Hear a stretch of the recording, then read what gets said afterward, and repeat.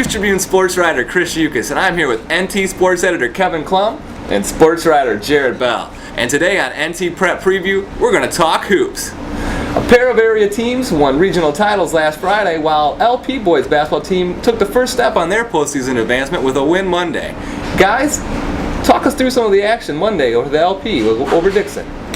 Well, the Cavs are the number 3 seed. They've beaten Dixon pretty easily twice in the regular season.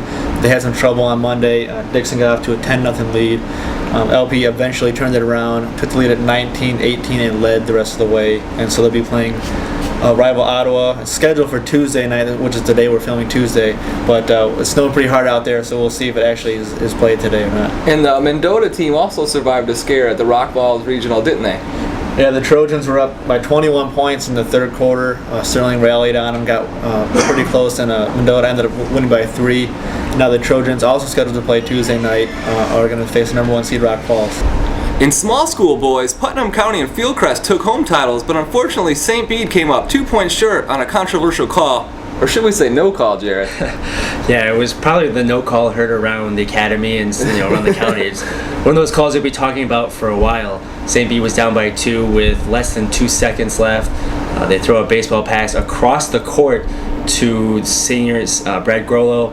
Problem is it's a really long pass, and the Seneca kid jumps up, deflects the ball away. Of course, St. Bede people think that in doing that, the Seneca kid went into Grollo, and it should have been fouled. It would have been bonus free throws at that time.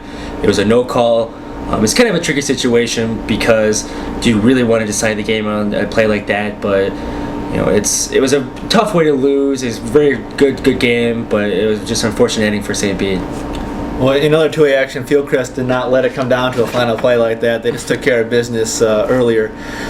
They were down at halftime, but they really stepped it up in the third quarter, held Eureka to just 4 points. Oh, wow. And then in the fourth quarter, as Fieldcrest usually does, they hit their free throws. Brady Sanders had a nice game, 17 points. And he had some big free throws on the stretch, and then they ended up winning 52-42 over Eureka, and now they'll be playing in the Farmington sectional, which has already been postponed. They were supposed to play Wednesday night. It's now going to be Thursday. So they're playing Rock Ridge, who won easily in their regional title game at home, so it should be a pretty interesting matchup in the semifinal for the Knights. And last Friday for Putnam County, who we just mentioned, they did have to go down to the fourth quarter, but Harold Fay came up clutch. He hit 6 straight free throws down the stretch, helped them seal up the victory. And now the Panthers are headed home to RM Germano Gymnasium for the first ever sectional in Putnam County history. They've been waiting a while for it, and well, it looks like they might just have to wait a little longer with the winter weather. And now, well, it's time for everyone's favorite segment, NT Prep Preview Powerhouse Players. We have a very special guest running the show tonight, Miss Alicia Grosjean, and she's going to cue that tape. Powerhouse Players of the Week. Powerhouse Players of the Week. Powerhouse Players of the Week. How's that? Well, guys, our first NT Powerhouse Player of the Week is LP senior Jen Soderholm. It might as well be his segment because he's on it a lot here recently. He only had 1 game last week. He scored 20 points in a LP win at Sterling. And in getting those 20 points, he reached 1,000 points for his career, which is a great accomplishment considering he really didn't play as much on varsity as a freshman and not a lot as a sophomore. So to do it in 2 years is quite an accomplishment.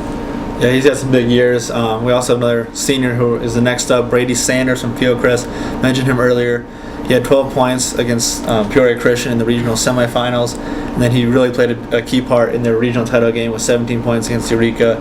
He did some different things, got inside against the zone, and also did his normal ball handling and distributing, and he had a big game.